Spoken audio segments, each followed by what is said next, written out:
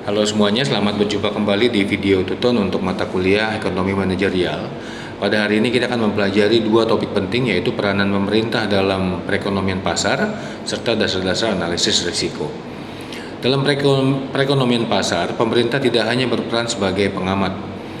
Intervensi atau campur tangan dilakukan untuk mengatasi kegagalan pasar, melindungi konsumen, menjaga persaingan, dan memastikan keseimbangan antara pertumbuhan ekonomi dan keadilan sosial.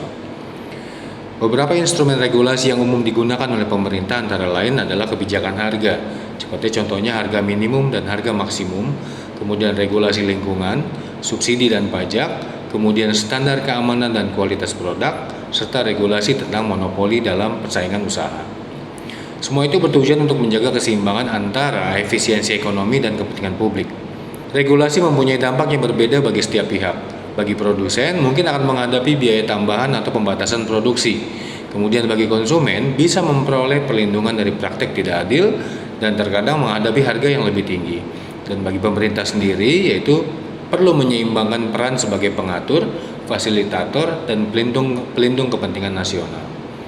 Dalam dunia ekonomi, keputusan tidak selalu diambil dalam kondisi yang pasti. Disinilah pentingnya memahami risiko.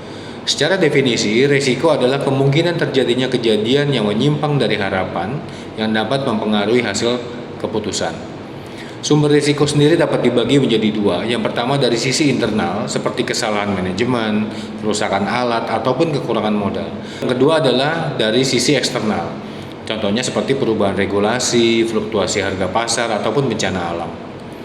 Analisis risiko sendiri terdiri dari yang pertama, identifikasi risiko, evaluasi risiko, pengukuran dampak dan probabilitas, permodalan risiko, dan yang terakhir adalah pengambilan keputusan berdasarkan hasil analisis. Beberapa teknik pengambilan keputusan di bawah ketidakpastian meliputi yang pertama, analisis sensitivitas, kemudian penggunaan pohon keputusan, teknik nilai harapan atau expected value, dan analisis worst case dan best case skenario.